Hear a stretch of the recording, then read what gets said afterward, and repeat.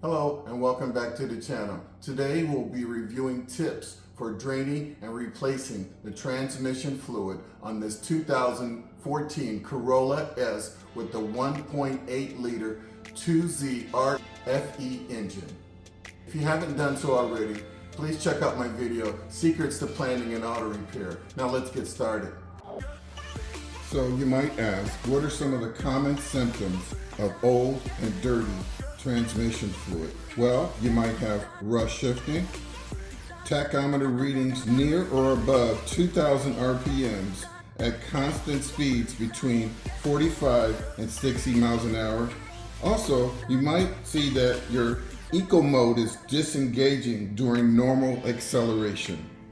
Now let's quickly go over our supply list. 4 quarts of world standard or equivalent transmission fluid, 3/8 inch ID clear hose, a 5-quart measuring bucket, gloves, drop cloth for any drips that you might have, hex tools, ratchet with the 10mm socket, a flashlight, and a spare empty jug, and other items found in the description below.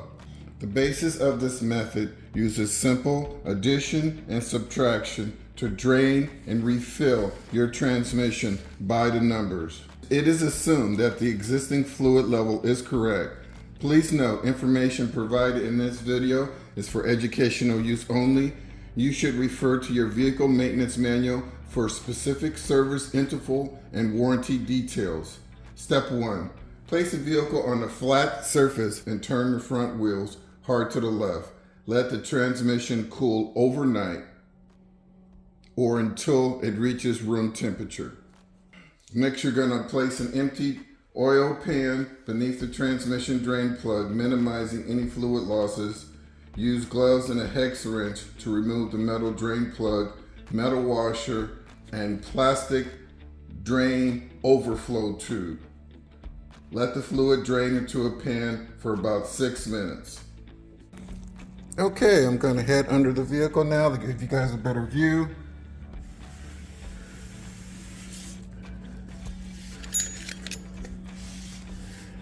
And as you can see, we have our drain pan, we have our work light, and here's the drain plug right here. Pretty straightforward. We're going to loosen that up. And just so you know, my bolt was extra tight, so I had to use some vice grips. So don't strip out the bolt, use some vice grips to help you loosen it if needed.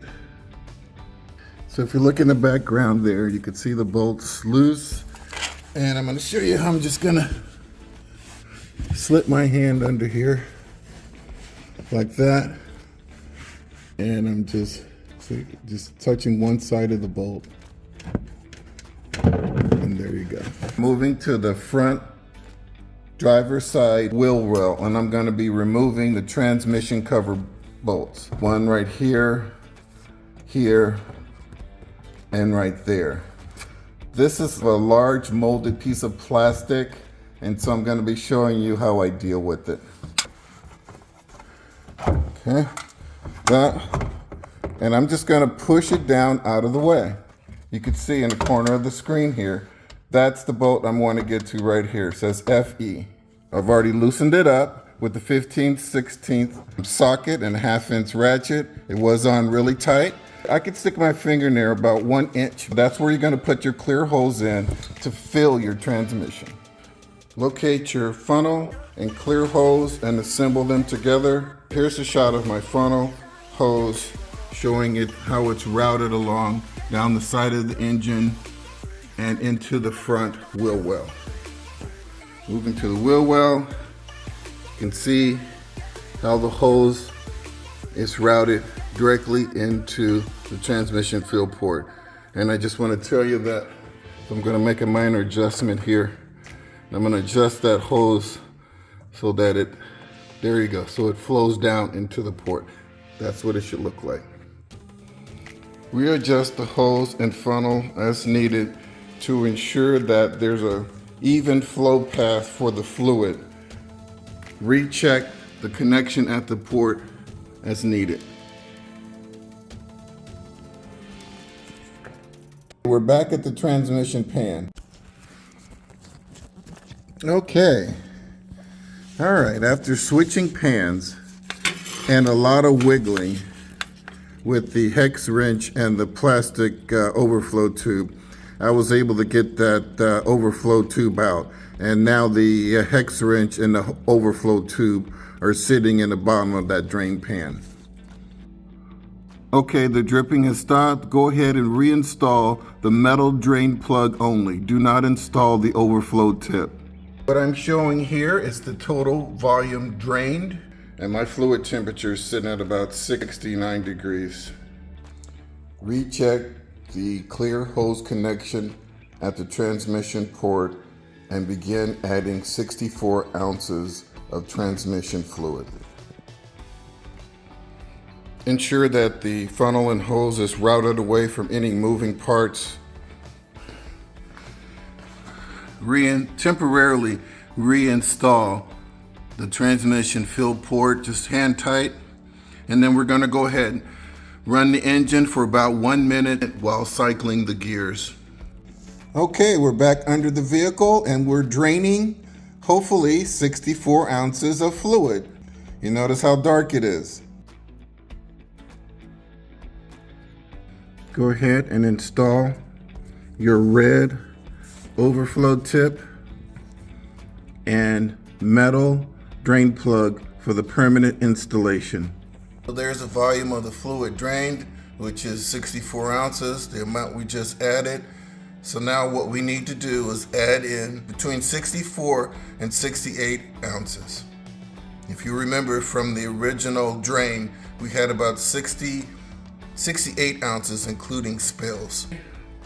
Your last addition of fluid has been added, that's between 64 and 68 ounces. And now we're going to head over to the right side of the vehicle, reinstall the transmission fill port plug, and reattach the transmission cover. Okay, fill port has been tightened down permanently and transmission cover has been attached. Go ahead and start the engine. Allow the transmission fluid pan to fill, and you'll want to cycle the gears at least 3 times before taking it out on a test drive. While on your test drive, do not exceed 25 miles an hour for the first 1 to 2 miles. After that, you should be able to run the vehicle up to normal operating speeds. Depending on measurements, spills, and calculations, the fluid in the transmission should now be in good to like new condition and about the same volume as when you started. This brings us to the end of our review of the transmission drain, refill, and mini flush for this 2014 Corolla S with the 1.8 liter engine. I hope you guys found my tips to be helpful, and as always, drive defensively.